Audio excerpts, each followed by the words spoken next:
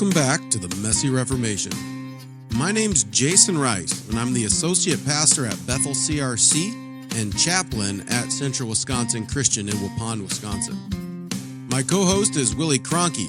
He's a member at Pease CRC in Pease, Minnesota. We're just a couple of guys who love the Christian Reformed Church and want to see Reformation happen in our denomination.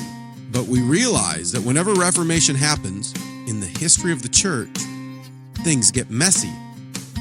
And after the last couple of synods, and as we move into this rebuilding phase of the Reformation, things continue to be messy in the Christian Reformed Church. So we're taking the opportunity to have conversations with pastors and leaders throughout the Christian Reformed Church to find out what's going on in our denomination, but also to talk about what Reformation and rebuilding might look like. If you haven't already, take a moment to click subscribe so you don't miss any of our upcoming content. We're dropping episodes every single Sunday evening. It's also important for you to know that you are our marketing plan.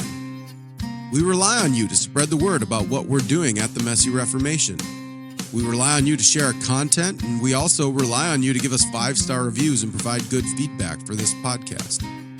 You can also support us financially on Patreon or Substack. All the money raised is used to build the platform of the Messy Reformation.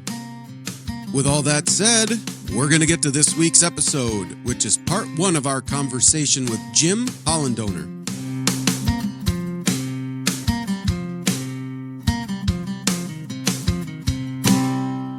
Well, Jim, thanks for coming on. Why don't you just kick us off and tell us about yourself and your church and your family? Absolutely. It was good to be with you guys on what is a nice day right now in the I-80 corridor of the Illiana area. So greetings to you from the skyscrapers and the south tip of Lake Michigan. But no, my name Jim Hollendoner. I have been in the Christian Reformed Church 12 years. I came from non-denominational world. I have been the lead pastor of Munster Church in Munster, Indiana for this past Labor Day was 7 years. Prior to that, I was the associate pastor at Crown Point CRC for 5 under Reverend Joel Shears. Been married for 18 years. Been married for 18 years. Have 3 boys. I have a teenager, 13. I have an 11-year-old and a 9-year-old. So my wife is a NICU nurse in the Chicagoland area and has been our entire marriage. My 4 pastoral calls have all really been in the Chicagoland, Northwest Indiana area, which my little brother has told me multiple times how unique that is and how that isn't always the case, that your 4 calls in life have been pretty much within hours driving distance. So, yeah, it's pretty unique there. But no, we are, Munster Church, Munster CRC has been around for 155 years. So definitely up there in age. We are trying our best to be kind of a community church in the Munster. You can hit a bad golf shot to Illinois from where our church is. But yeah, we sit right on the border of Indiana and Illinois. Okay. Well, great. Well, I'd love to hear just about growing up. You said, did you grow up in the church, like in the non-denom world, or did you come to that later? I grew up as what I consider myself a denominational mutt. So yeah, I grew up in, I would say, more of a multi-denominational understanding. The craziest of being a church, back in the 50s, you had the American Lutheran Church, the ALC, and the Lutheran Church of America decided to merge in the late 50s, early 60s to create what is known as the ELCA, right? The Evangelical Lutheran Church of America. I was a part of a church in Oak Lawn, Illinois, so southwest suburbs of Chicago, that were a bunch of stubborn Swedes that did not want to go ELCA. They wanted to keep their ALC roots in a beautiful old building, but the congregation was shrinking in number. And then there was a Covenant church that was meeting in a school right down the street. And again, I don't even know if I was not even born yet when 2 people must have had a beer at some point and said, hey, we're growing like crazy, need a building. Well, we're dying and need more people. So let's kind of merge together. So it was, I would say it was a Calminian understanding of how things are taught. In my confirmation program that you have, we had Luther's Small Catechism, the Heidelberg Catechism, and the Westminster Catechism. We went through all 3 of those. And then, yeah, where it got messy. And as I got older, I realized they didn't really know what they were doing. Is when you got to the understanding of confirmation versus profession of faith. Which one of these is not like the other? One's biblical, one's not. And so the nice thing is my mom remarried to a guy that grew up in Kalamazoo, Michigan. And he grew up CRC. He was at at that point, a congregational church in the suburbs as well. And we started going, when they got married, we started going to that church. So I kind of left that, whatever it was, in Oak Lawn.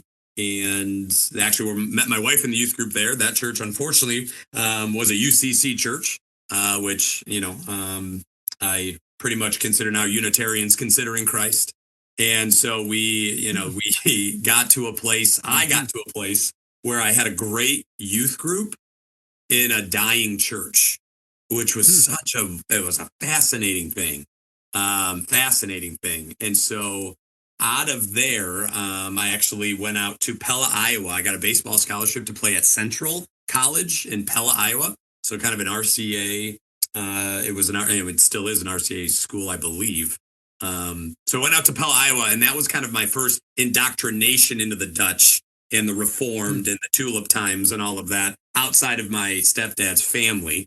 We would go to a Heritage CRC in Kalamazoo whenever we would go up there. So just had a lot of different theological frameworks and a lot of voices that spoke into my life.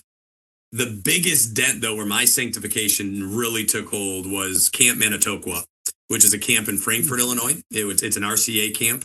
That is where I was introduced to the real gospel. That's where I was introduced to kind of a personal Jesus, not one like make confirmation, profession of faith, whatever you want. Like, okay, what? Mm-hmm.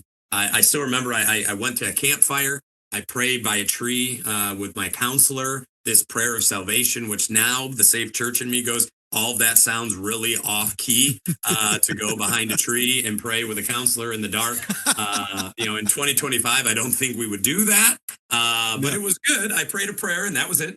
But I didn't feel any different. And so I thought I did it wrong. This is when I was in 7th grade. For 2 years, I thought God didn't want me because I didn't feel any different. Like I'm supposed to pray this prayer. My counselor says the most greatest feeling in the world. And I didn't feel any different. And then my mom remarried to this guy. And instead of like parenting, he came in to disciple. And he actually showed me like, no, you are saved. You do know Christ as Savior. This has to change. And these are the things, because of faith, you grow in this. And because of faith, you get to do these things. And, so that really changed my high school career in that one youth group in the UCC church. And then, went out to Iowa. Felt a call to be a pastor the summer after my freshman year at Camp Manitoqua, where I was a counselor, and then transferred to a American Baptist undergrad. Got my undergrad in it was youth ministry, child psych, and counseling, and then got a master's from Wheaton College in organizational psychology, seminary from Northern Seminary, and then served in non-denominational world, 2 different churches right out of my undergrad. And then we didn't like non-denom world. There was a lot of issues in non-denom world that we saw.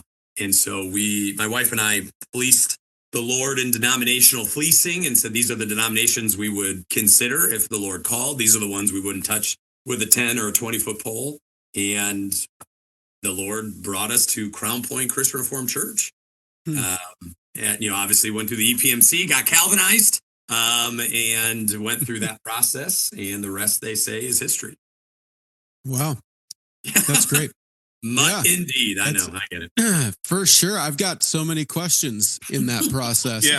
Me too. I was going to say, I want to ask a question, but I don't know which one now. I saw the hand go up. I did see the hand. Let's double click on something that we don't talk about here often, but I want to hear more about this experience about being in a part of a healthy youth group in a dying church. What made the youth group healthy, probably despite the dying church? And I say healthy because the youth group was there was a vision there was a mission there, and the church was like, oh, we have it, that's great. We checked that box. The youth pastor was never going to climb any kind of apostolic ladder. And so he really taught the power of presence in youth ministry, that contact work mentality, which really informed when I got to Judson. My first ministry job was Youth for Christ. So working in a public school in Elgin, Illinois, doing Youth for Christ, being a wrestling coach and a baseball coach, wrestling coach and baseball coach for Jesus type thing, where it was really like Christ in culture and paradox, where you're there in a public school. You have to tell them why you're there, why you want to help, and you're not allowed to preach, but you are allowed to, as we're in, I don't know, lifting with the kids, just say, hey, something I use when I lift is I can do all things through Christ who strengthens me. And then I lift the bar. Like, you got to be almost like, like kind of guerrilla spiritual warfare going on and be creative in that. So the youth group itself, he was teaching Bible study. He was teaching how to read the Bible. He was teaching really the foundations of faith. But yeah, the church was furthering itself from the gospel as it really got into the UCC and got into kind of what the UCC was trying to make that church a flagship for the God Still Speaking, where it's like, thank you for that. We have the word of God. He hasn't stopped. So I'm not sure why you made that your banner. And so in that also got to see a lot of the negative sides ecclesiastically. The youth group was almost removed from it in a lot of ways. From the fabric of the church. And that can happen, right? When you have, especially a healthy youth group in a dying church, it almost ends up being its own little church within a church in order to stay healthy. And that's what it was. Yeah. And then I go into a youth min degree at Judson and learn that that's bad, that you don't want that. And so you're kind of like, oh man, everything I learned was a lie, but it really wasn't. God used it, right? God's sovereign.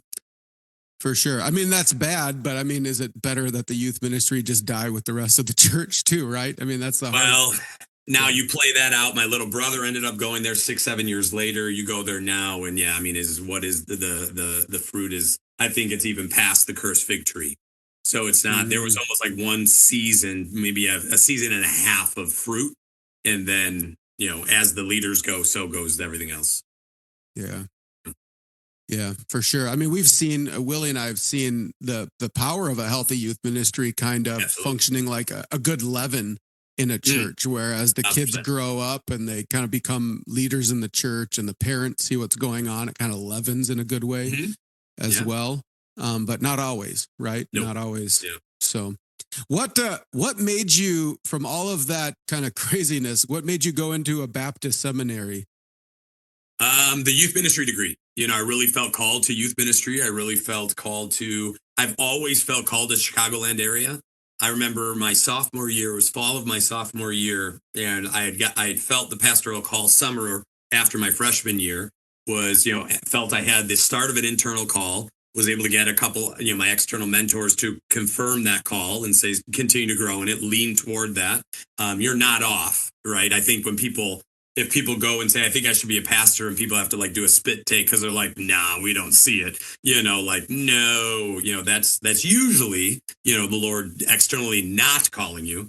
I didn't have that, obviously just because you feel the call, just because you want to turn to go and get a different degree doesn't make you a pastor.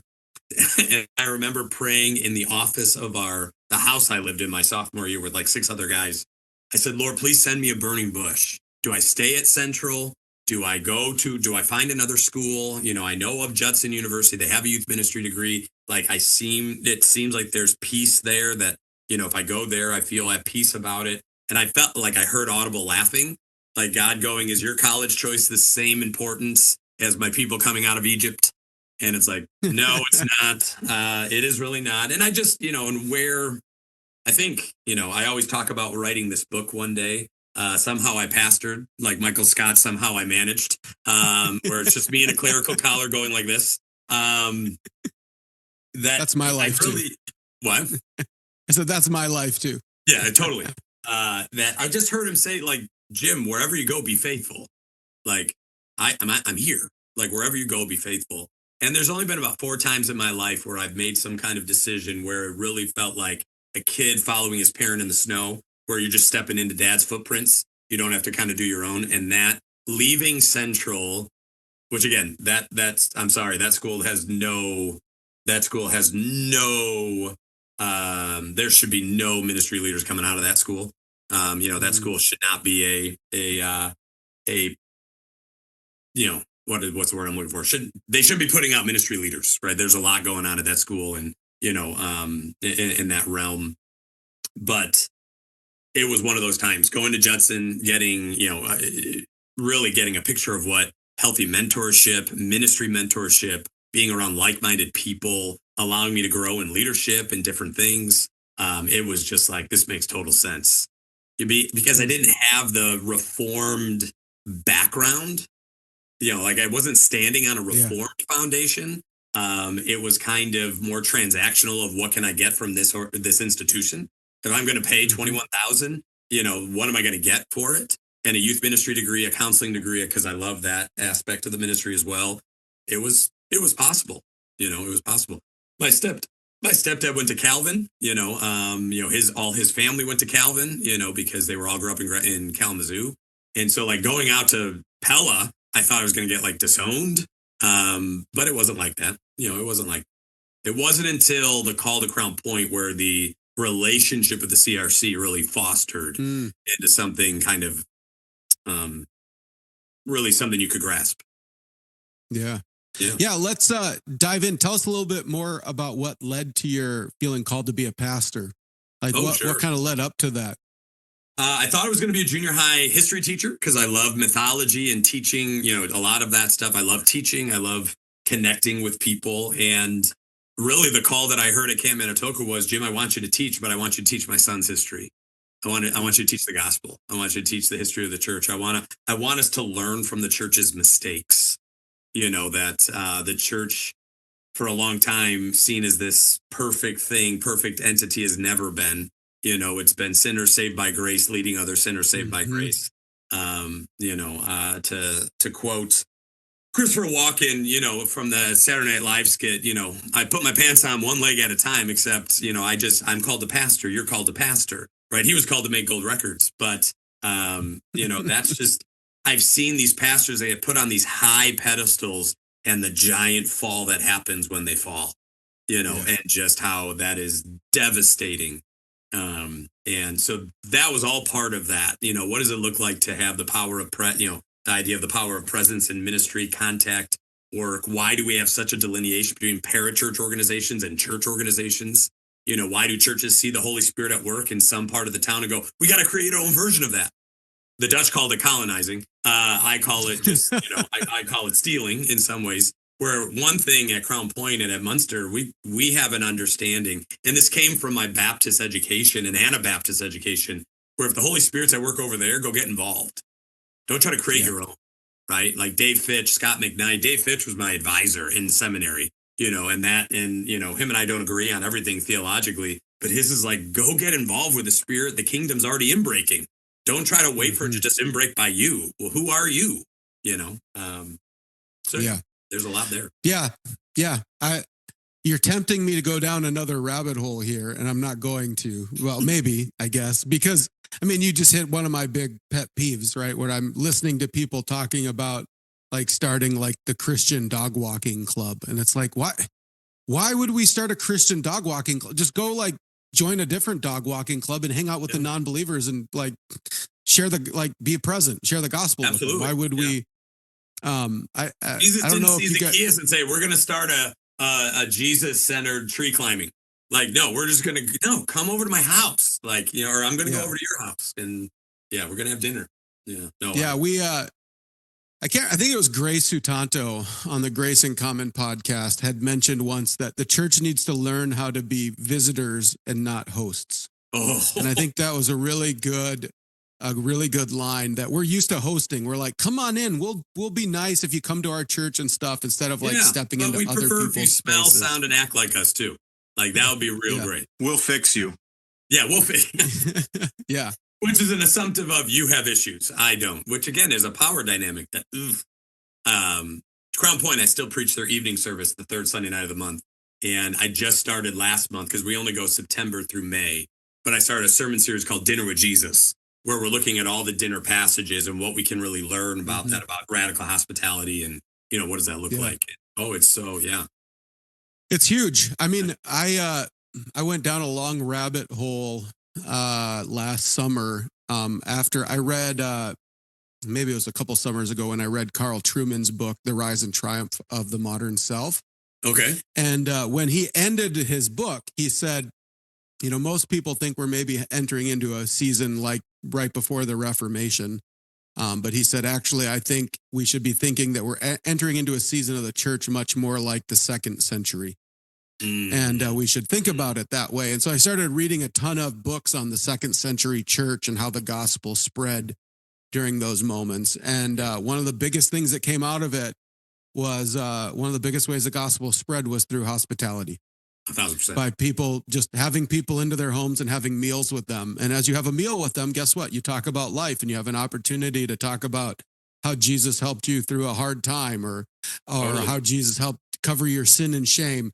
Like, and it comes up naturally, not like artificially, not programmatically, just you being you and them being them, you know? Yeah. I mean, I find it funny because I'm like, none of us, like, I'm sure I'm not the only Christian that when the Jehovah's Witnesses come knocking on my door, I'm just like, oh, God, not them again. And then Christians are like, we should go out and knock on doors too. And it's like, no. Well, it's funny you bring that up. When I was in Crown Point, we had Jehovah's Witnesses and we had Mormons that would go and do their, you know, and so we would get it all the time. And it wasn't Mormons. I offered it to the Mormons, but it was Jehovah's Witnesses. I said, listen, I will put on a pot of coffee and you can watch me make it. So I don't put anything crazy in there. Right. And I will give you 30 minutes of my undivided attention, but then you need to give me 10 of yours. And the Mormons ran away. And and we had 2 Jehovah's Witnesses, a husband and a wife. They actually took me up on it. So they sat around my table, you know, she actually asked to make the coffee because she liked her coffee a certain way, which actually I learned something from them, which might be heretical. You put a little bit of sea salt in the coffee grounds before you brew it, and it's phenomenal. You know, it is phenomenal. Mm-hmm. So now every morning that I have that, I pray for Jehovah's Witnesses. But, you know, and so we actually had the conversations, you know, and we talked through some of those main questions. And they actually said, we don't think you're so far gone than the rest of them. And I was like, well, what does that mean? And how do you get me to where you are then? And they're like, we really don't know, but we can put you in contact with the pastor of our church. And I said, here's my card. I'd love to talk to him. And that never happened. But yeah, it was very interesting. But it takes intentionality, right? It takes a little bit of creativity and it takes a whole lot of humor. And a little bit of salt, apparently. And yes, well done. Yes, there it is. Wow, you're almost getting to like the dad joke phase, Will. Yeah. You're getting close. You 32. See those shirts now where it says, what, be lit and stay salty? You're like, yeah, okay. That's Christ and Culture and Paradox for sure. Yeah. So, yeah. I remember I had a professor in seminary who had us do an exercise that has been like pretty transformational in my life, where he had us sit down and kind of write down a list of everything you do in a week and at which points in the week you interact with non-believers. And he's like, I'm not doing this to try to, like a lot of people do this. They want you just to look and realize you don't interact with non-believers and make you feel guilty. He's like, that's not my goal.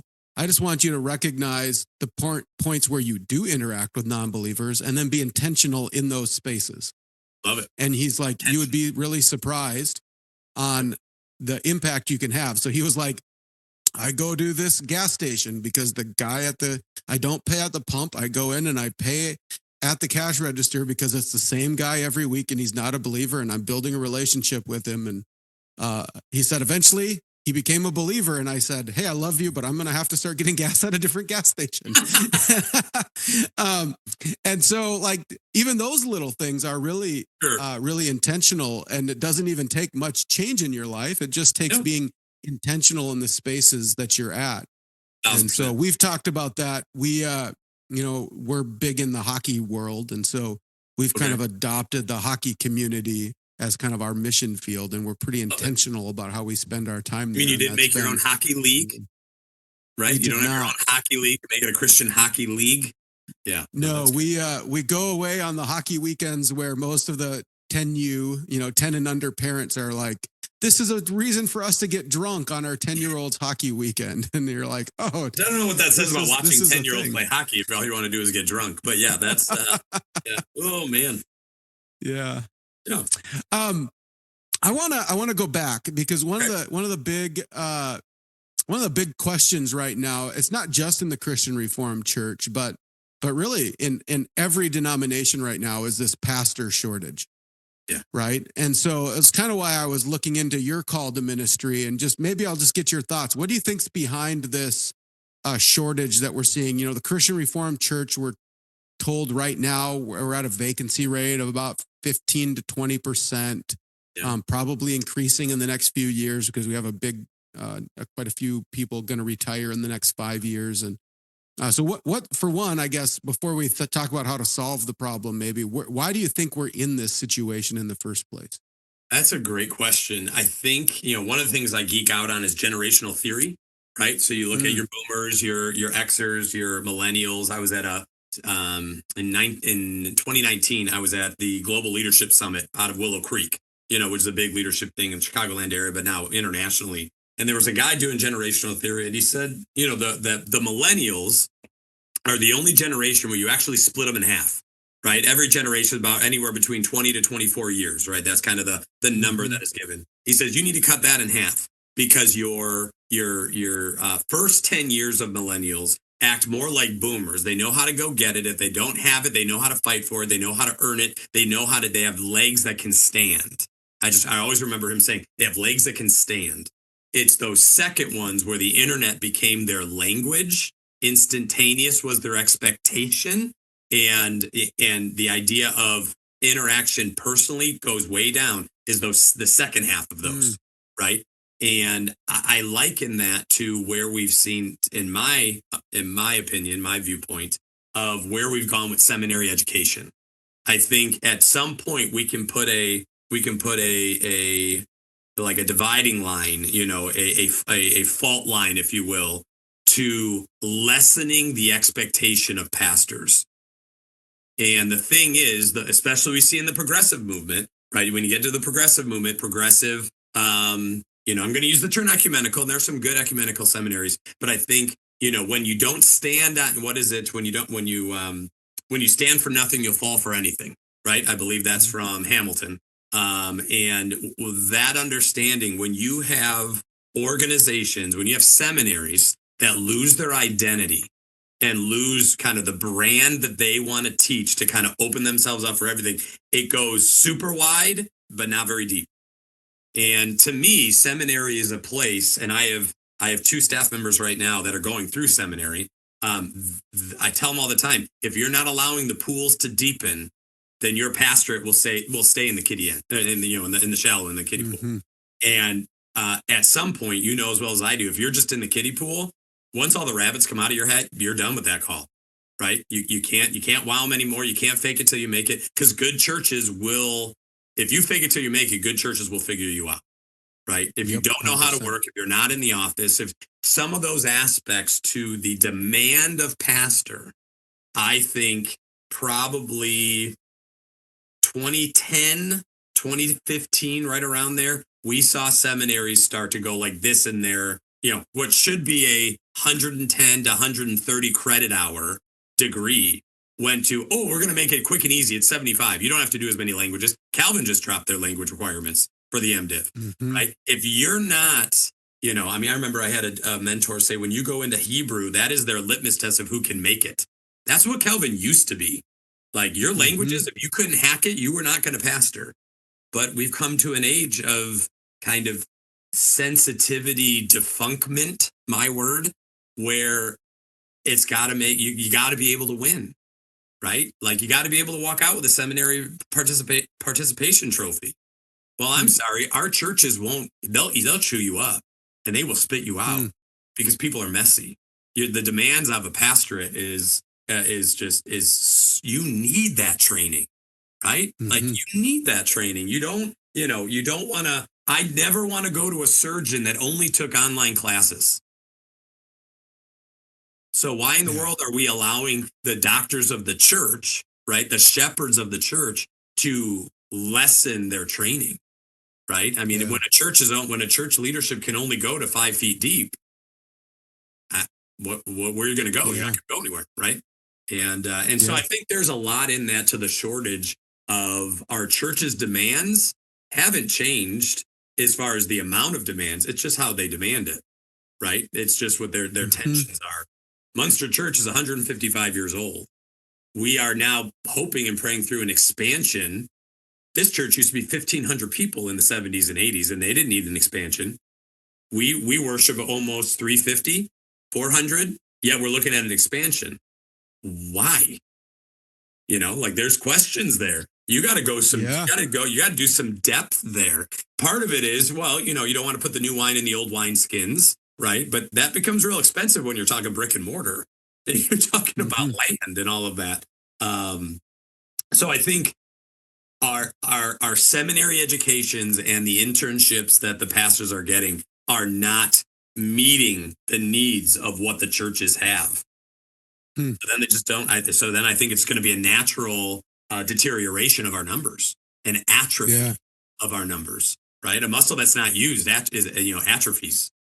And so so you would say because we lowered the expectation and lowered the training capacity, we're not going to see the longevity, right? Pastors are going to burn out. You think that's partly why we saw such high levels of like burnout after like COVID too, like where like 45-50% of pastors were saying they were going to quit? Because a lot of churches, CRC's not excluded from this. A lot of churches are based on assumption. Jason, you assume people are coming on Sunday. I assume people are coming on Sunday. What did COVID do? Took that assumption away, right? I hate to say it, but it's a great ecclesiastical hall pass year, where you got to go online and you weren't taking attendance. You could go wherever you wanted. Bedside Baptist looked a lot better because you could do that.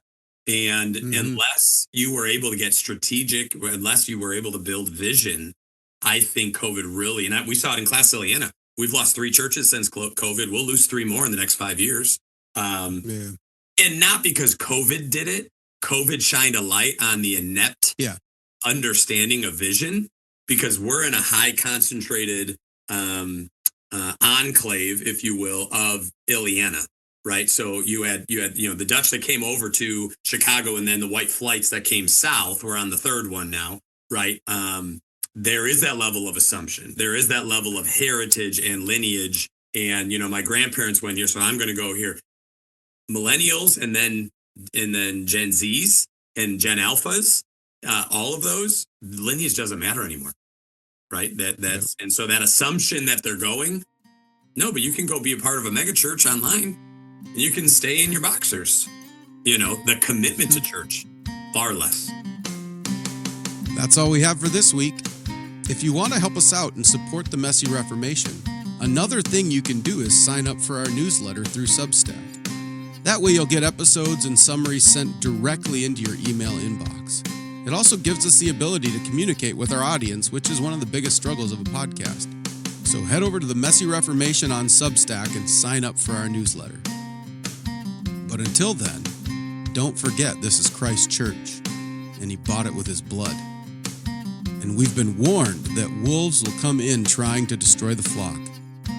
So keep a close watch on your life and on your doctrine. Preach the word in season and out of season, and keep fighting the good fight in this messy Reformation.